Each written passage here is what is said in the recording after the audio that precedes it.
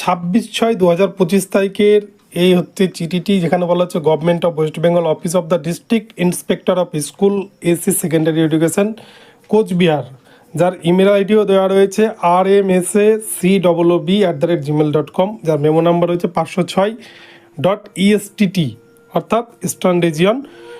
তো from the district inspector of school কোচবিহারের DI office থেকে এটা কিন্তু পাঠানো হয়েছে।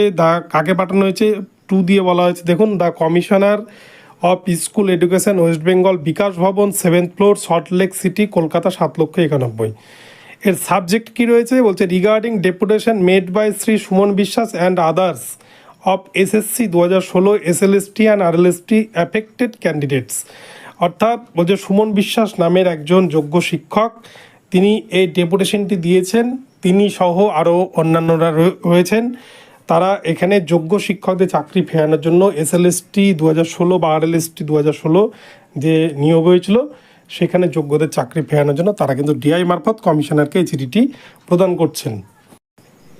এই চিঠিতে বলা হচ্ছে, দেখুন, বলছে, sir, apropos the subject mentioned above I am enclosing herewith the memorandum submitted by Shri Suman Biswas and others on behalf of SSC 2016 SLST and RLST affected candidates dated 26/6/2025, which is self-explanatory.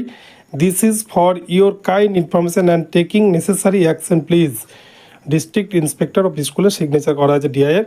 তো এখানে বলা হচ্ছে সুমন বিশ্বাস এবং আদার্স তারা কিন্তু একটা deputation প্রদান করেছে এবং এই বিষয়ে যে তারা যে যোগ্য শিক্ষকদের যাতে আর দ্বিতীয়বার পরীক্ষা দিতে না হয়, তাদেরকে যাতে পুনরায় স্কুলে ফেরত পাঠানো যায়, সেই বিষয়ে কিন্তু একটি চিঠি তারা প্রদান করেছে ডিআইকে, এবং সেটি কিন্তু ডিআই মারফত কমিশনারের কাছে বিকাশ ভবনে কলকাতায় যে কমিশনার রয়েছেন তার কাছে কিন্তু পাঠানোর জন্য এই চিঠিটি প্রদান করা হয়েছে।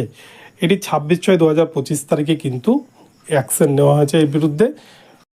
তো বন্ধুরা, এটা যোগ্য শিক্ষকদের পক্ষ থেকে এই চিঠিটি প্রদান করা হয়েছে, কিন্তু সুপ্রিম কোর্ট যেহেতু নির্দেশ দিয়ে দিয়েছে যেখানে নতুন পরীক্ষা নিতে বলেছে সেখানে কিন্তু কেউই আর কোনোভাবে চাকরি ফেরাতে পারবে না। তাই এই সমস্ত করা হয়তো বৃথা বা একটা সাময়িক মানসিক শান্তি ছাড়া কিন্তু আর কিছুই না বলা যেতে পারে। তো যাই